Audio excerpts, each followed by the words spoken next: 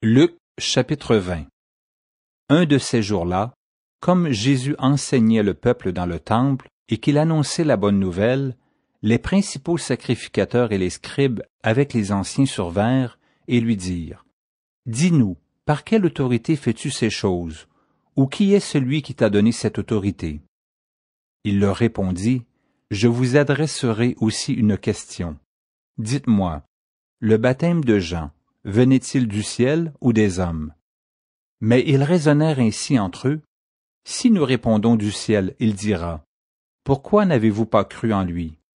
Et si nous répondons des hommes, tout le peuple nous lapidera, car il est persuadé que Jean était un prophète. Alors ils répondirent qu'ils ne savaient d'où il venait. Et Jésus leur dit: Moi non plus, je ne vous dirai pas par quelle autorité je fais ces choses. Il se mit ensuite à dire au peuple cette parabole. Un homme planta une vigne, l'afferma à des vignerons, et quitta pour longtemps le pays. Au temps de la récolte, il envoya un serviteur vers les vignerons pour qu'il lui donne une part du produit de la vigne. Les vignerons le battirent et le renvoyèrent à vide. Il envoya encore un autre serviteur, ils le battirent, l'outragèrent et le renvoyèrent à vide. Il en envoya encore un troisième, ils le blessèrent et le chassèrent. Le maître de la vigne dit: « Que ferai-je? J'enverrai mon fils bien-aimé, peut-être auront-ils pour lui du respect. » Mais quand les vignerons le virent, ils raisonnèrent entre eux et dirent: « Voici l'héritier, tuons-le, afin que l'héritage soit à nous. » Et ils le jetèrent hors de la vigne et le tuèrent. Maintenant, que leur fera le maître de la vigne? Il viendra, fera périr ses vignerons, et il donnera la vigne à d'autres. Lorsqu'ils eurent entendu cela, ils dirent: « À Dieu ne plaise. » Mais jetant les regards sur eux, Jésus dit: « Que signifie donc ce qui est écrit? La pierre qu'ont rejetée ceux qui bâtissaient est devenue la principale de l'angle. Quiconque tombera sur cette pierre s'y brisera, et celui sur qui elle tombera sera écrasé. » Les principaux sacrificateurs et les scribes cherchèrent à mettre la main sur lui à l'heure même, mais ils craignirent le peuple. Ils avaient compris que c'était pour eux que Jésus avait dit cette parabole.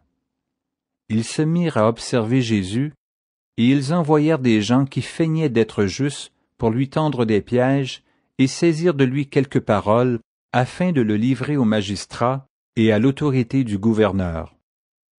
Ces gens lui posèrent cette question: « Maître, nous savons que tu parles et enseignes droitement, et que tu ne regardes pas à l'apparence, mais que tu enseignes la voie de Dieu selon la vérité.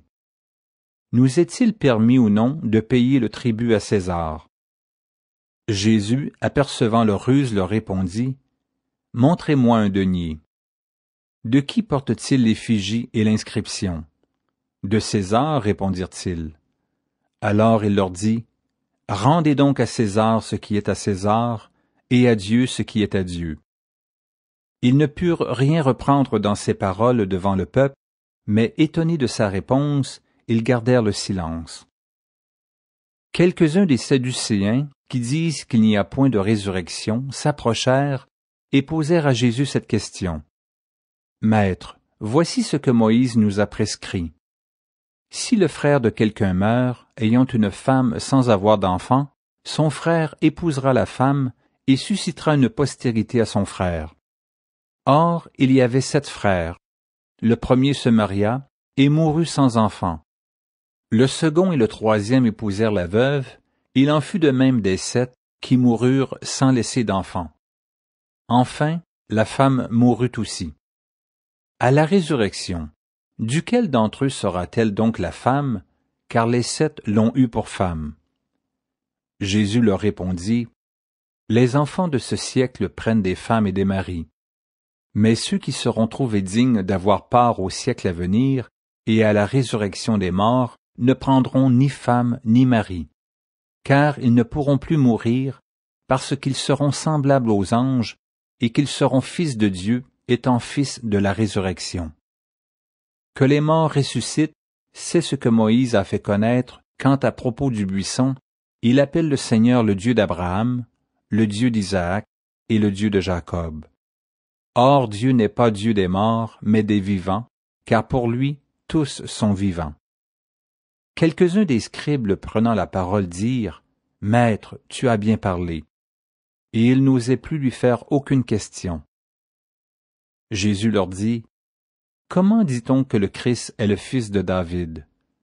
David lui-même dit dans le livre des psaumes, « Le Seigneur a dit à mon Seigneur, « Assieds-toi à ma droite jusqu'à ce que je fasse de tes ennemis ton marchepied. » David donc l'appelle Seigneur. Comment est-il son fils? Tandis que tout le peuple l'écoutait, il dit à ses disciples, « Gardez-vous des scribes qui aiment à se promener en robe longue et à être salués sur les places publiques, qui recherchent les premiers sièges dans les synagogues et les premières places dans les festins, qui dévorent les maisons des veuves et qui font pour l'apparence de longues prières. Ils seront jugés plus sévèrement.